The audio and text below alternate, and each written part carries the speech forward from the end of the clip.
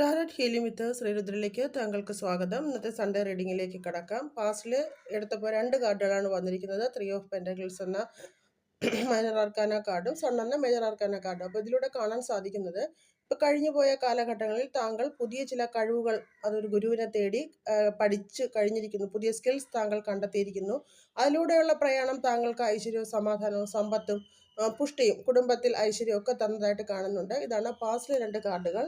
ഇപ്പോൾ പ്രസൻറ്റിൽ നമുക്ക് ലഭിച്ചിരിക്കുന്നത് ദ ഫൂൾ എന്ന കാർഡാണ്. അപ്പോൾ ഈ കാർഡിലൂടെ ഇപ്പോൾ നമുക്ക് കാണാൻ സാധിക്കുന്നത്, താങ്കൾ ആഗ്രഹിക്കുന്ന രീതിയിലുള്ള ഒരു പരിവർത്തനം, അതായത് താങ്കൾ ഒരു പരിവർത്തനം ഇപ്പോൾ ആഗ്രഹിക്കുന്നു.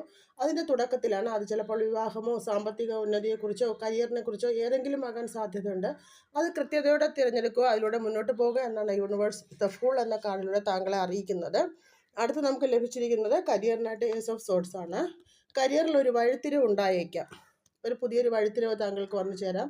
അത് ചിലപ്പോൾ താങ്കൾ ഇപ്പോൾ പ്രവർത്തനക്ഷമമായിരിക്കുന്ന മേഖലയിൽ നിന്നാവാം, അല്ലെങ്കിൽ താങ്കൾ ഇഷ്ടപ്പെടുന്ന ആഗ്രഹിക്കുന്ന തരത്തിലുള്ള ഒരു മേഖലയിലേക്കുള്ള ഒരു മാറ്റം, ഒരു ഇത് യൂണിവേഴ്സ് ഈ കാർഡിലൂടെ താങ്കൾക്ക് ഉണ്ട് എന്ന് സൂചന നൽകുന്നുണ്ട്.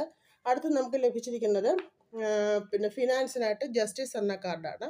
അതായത് സാമ്പത്തിക കാര്യങ്ങളിലുള്ള തീരുമാനങ്ങൾ എടുക്കുമ്പോൾ നീതിയോടെയും സത്യസന്ധതയോടെയും തീരുമാനങ്ങൾ കൈക്കൊള്ളുക എന്നുള്ളതാണ് ഈ കാർഡ് സൂചിപ്പിക്കുന്നത്. ധനപരമായ ഇടപാടുകളിൽ സന്തുലിതാവസ്ഥ സ്വീകരിക്കുക, സത്യവും ധർമ്മവും മുൻനിർത്തി സാമ്പത്തിക കാര്യങ്ങൾ ചെയ്യുക എന്നാണ് ജസ്റ്റിസ് എന്ന കാർഡ് സൂചിപ്പിക്കുന്നത്. അടുത്ത ഫാമിലിയിൽ വരുമ്പോൾ കിട്ടിയിരിക്കുന്നത് ദ മൂൺ എന്ന കാർഡാണ്. അപ്പോൾ എന്തോ ചില ഭയ ആശങ്കകൾ ഫാമിലിയുമായി കുടുംബപരമായിട്ട് താങ്കൾക്ക് മനസ്സിൽ ഉദിച്ചിട്ടുണ്ട്. അത് ചിലപ്പോൾ താങ്കളുടെ മനസ്സിൻ്റെ മാത്രം ഒരു തോന്നലാവാം. അതായത് ചന്ദ്രന് മനസ്സിൻ്റെ കാരകത്വം കൂടെ ഉണ്ടെന്നുള്ളത് ചിന്തിക്കുക. ഈ കാർഡിലെ ഗ്രഹണ ചന്ദ്രനെയാണ് സൂചിപ്പിക്കുന്നത്. കുടുംബാംഗങ്ങളുമായി മനസ്സ് തുറന്ന് ആശയവിനിമയം നടത്തി മുന്നോട്ട് പോവുക.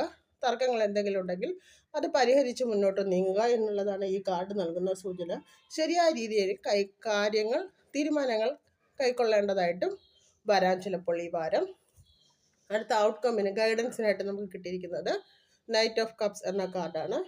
ഇത് സൂചിപ്പിക്കുന്നത് പ്രായോഗികമായ ചില ബുദ്ധിമുട്ടുകൾ താങ്കളുടെ ജീവിതത്തിൽ വന്നു ചേരാമെങ്കിലും അതിനെയെല്ലാം ശ്രദ്ധാപൂർവം മുന്നോട്ട് നോക്കി പ്രവർത്തിച്ച് ശരിയായ രീതിയിൽ വേണ്ട പ്രവർത്തനങ്ങൾ കൈക്കൊള്ളുവാൻ താങ്കൾക്ക് സാധിക്കും എന്നുള്ളതാണ്. സ്നേഹവും സഹാനുഭൂതിയും കൈവിടാതെ കാത്തു സൂക്ഷിക്കുക. ഏവർക്കും ശുഭകരമായ ഒരു വാരം ആശംസിക്കുന്നു. നന്ദി, നമസ്കാരം.